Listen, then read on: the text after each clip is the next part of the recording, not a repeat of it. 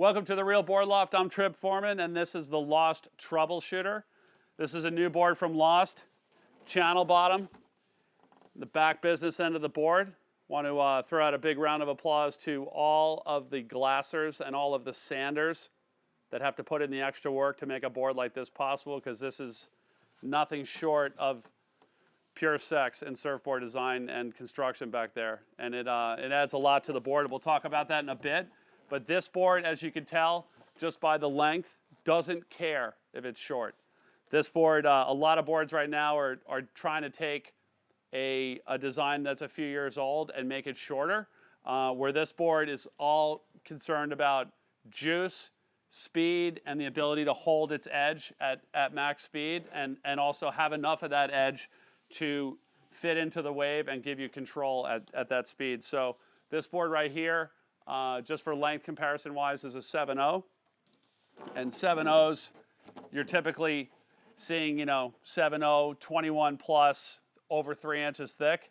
This is a 7.0 by 19.75, 19.5, 19.75, and 2.63 thick at 37.67 liters. So not even 38 liters in a 7.0. You got the rail length of the board. You got enough volume to get in, but not enough volume to hold you back. And so if you're typically riding a 7.0 short board, you'd be riding this thing even longer than this. But what this board's made for is, it's just basically, the easiest way to describe this board as far as what is this board is, if you look at all of the step-up boards that were made 5-10 years ago that everybody had, and they had maybe 1 or 2 good sessions on, but the majority of the rest of the sessions, the board just didn't feel like it was in its range or didn't feel big enough.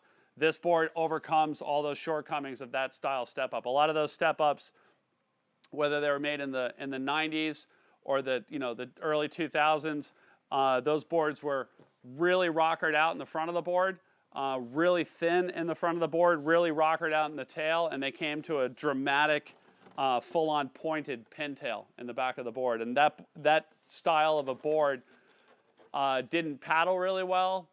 Everything on that style of board was an airdrop, and then also, unless it was a full-on inside-out barreling wave with tons of push and you were in the right position in that wave, it didn't really feel all that great either. It felt like kind of slow and doggy. So this board tries to address those things, bringing in a lot of modern surfboard design into that full-length step-up package. So looking at the board and how it's different from those style boards, the first thing to look at is just the rocker of the board. It has quite a bit of tail rocker, but the entry rocker on this board is pretty flat.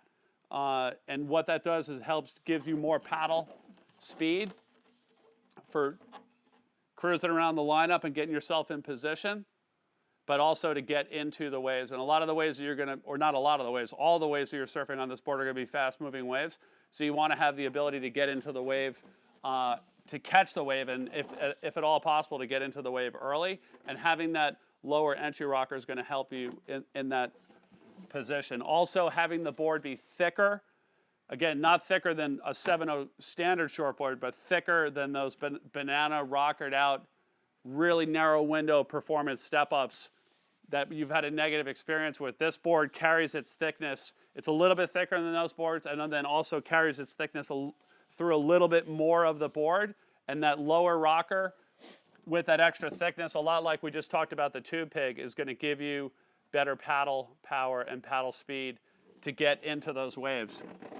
Now, addressing the narrow window of performance, we talk about a board that's going to get in earlier and just help you maneuver around the lineup better. The tail of this board also helps widen the range of the board. Obviously, it's going to work in really, really good surf, bigger surf, and rounder surf, but giving it a little bit more the ability to play with that wave, to go vertical on that wave, not just to have it be a really long, drawn-out, narrow pintail that just tends to bottom turn and go straight.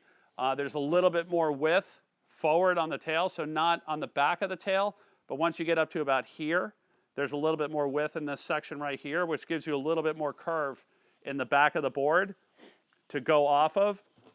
And just that little bit of extra width right here allows the board to go more vertically in the turns when you want to. Then also there's quite a bit of rocker in the back foot to 18 inches of this board, and especially after that last, if you can look at it here, after that last channel leaves the tail, you can see that this kicks up right here. And that gives you the ability as well just to turn off of that rocker when you need to. It goes down into a small, these boards are made as either these small kind of bat diamond hybrids, or they also come as swallowtails as well. But the reason that the reason that Matt didn't pull this into a straight pin is he wanted to keep some straightness in this outline here to give you the drive off of the board. So by having the board be fairly narrow and then go to more of a a diamond or rocket tail, it's almost like a mini rocket actually, but that gives you a little bit more straightness through here, which increases the drive of the board as well, which is something that the straight up pintails were lacking back there. There was just not a lot of drive. They were great for sitting in the pocket, but if you needed to get the board to go at all, that's when you started noticing that the range was gone. Channels on these boards allow you to run different rocker lines on the center line and the rail, but they also, the biggest thing that you feel in the board, and that's worth talking about, is they feel really positive and they feel really drivey. They feel really locked down at speed. They feel locked and connected to the water, and the ability to push really hard on them when you're going full speed and having a good traction on the wave, like a good grip on the wave, is something that's going to add to the confidence when you're surfing in those conditions. So a board that adds confidence in those conditions, whether it be from the paddling, like the ability to catch the wave, the ability to get around the line up quickly, I think is a good thing. And then also that tail, the versatility of the tail. I mean, obviously, it doesn't have the tail block of a full-on shortboard, so it's not going to generate a ton of extra speed, but just the ability to have your foot forward and have the ability to stand up here when you need to, have that curve up here for the turning, have it straight back here and not go too penny to still give you enough of that drive off of that tail as well. The additional rocker, and then just that connection to the water. All these things are adding confidence in conditions where confidence is a big performance part of the equation. A lot of the other waves that you're going to be surfing, speed generating is a big thing, or top speed of the board is a big thing. With this board, like the ability to just have confidence in those conditions is really going to allow your surfing go to the next level. So it's a great way to describe this board. Is it's just a modern version.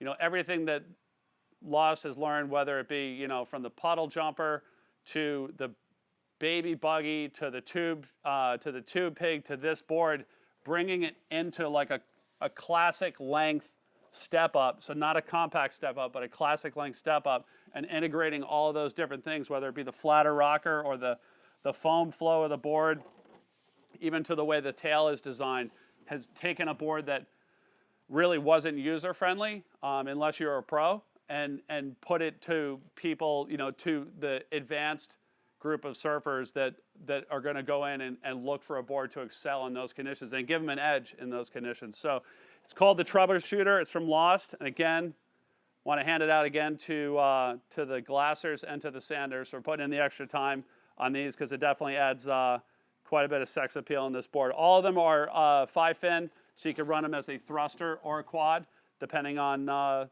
preference on what you like for that style board.